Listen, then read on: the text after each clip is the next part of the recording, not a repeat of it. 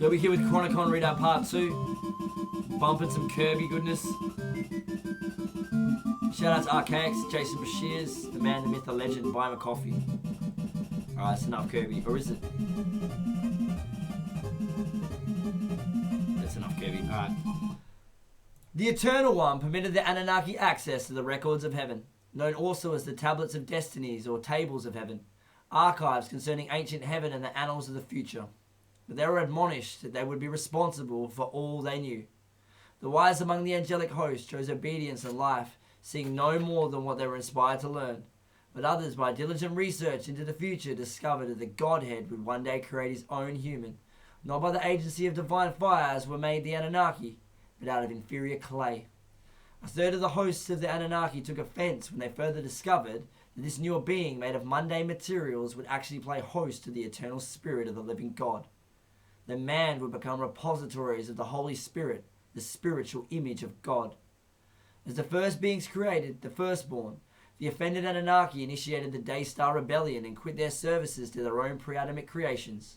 The insurgents now blasphemously required themselves to be worshipped and began teaching their creations forbidden knowledge and the sciences of hybridization, arcane secrets that are to remain only within the order of the Watchers. The Anunnaki homeworld fomented war between the planets of the Daystar. Nibiru and Earth participated in this war, but if other worlds were involved, it's not known.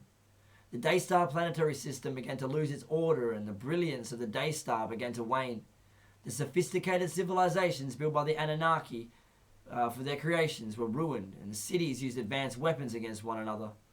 As the Anunnaki readied themselves for a great war, colonies of pre-Adamites were sent out to mine materials from other planets uninhabited and moons. It was their intent to prepare for the coming of man so they could eliminate the threat as soon as mankind emerged. As this year is precisely 744 years prior to the beginning of mankind's 6,000 years of banishment that began in 3895 BC, this year reflects the existence of the old Daystar in the Genesis text, where we find the passage, two great lights being 744, the geometrical value. After 330 years of revolt and war, the 33.3% of the Anunnaki who rebelled and enslaved the pre-Adamites were pronounced guilty by the word known to the builders as the chief cornerstone. Excommunicated from their divine appointments, the ranks and stations in the heavens, the government of the Eternal One, were left abandoned, but their sentence was postponed. Judgment delayed and was only to be executed once the number of their fallen positions were filled by those that sought to unjustly slay mankind. The Daystar went out, the luminary becoming dark after exploding and folding in on itself as a compressed star or frozen star. In astronomical parlance, it became a dark star. Those planets nearest it were obliterated, have since filled the Kuiper belt with detritus, the origin of those mysterious anomalies of rock and ice and dust that we call comets. The outer world was hurled through space toward the surviving luminary, the star we call our sun. Nibiru drifted into a 792-year orbit, 732 years below the ecliptic and 60 years above the ecliptic plane, an orbit that would continue perfectly until 2106 AD, the year of Armageddon. Phoenix was totally destroyed and entered into a 138-year orbit over the sun, spending much of its journey far out in the Kuiper belt. Earth in this year began drifting toward the sun and would not enter its present orbit for 270 years. The Earth completely frozen, the oceans solid ice. This lifeless drift is found in the Babylonian Enuma Elish text as, long were the days, years were added. The outer layers of the Daystar were ejected out into space to bombard its own planetary system and then heavily damage the planets and moons of our current solar system.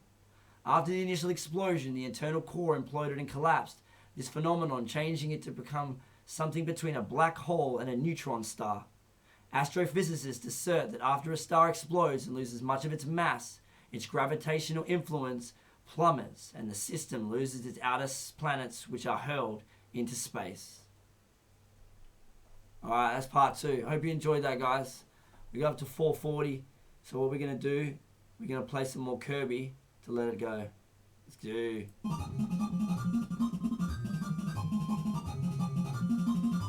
Closing with some curbs.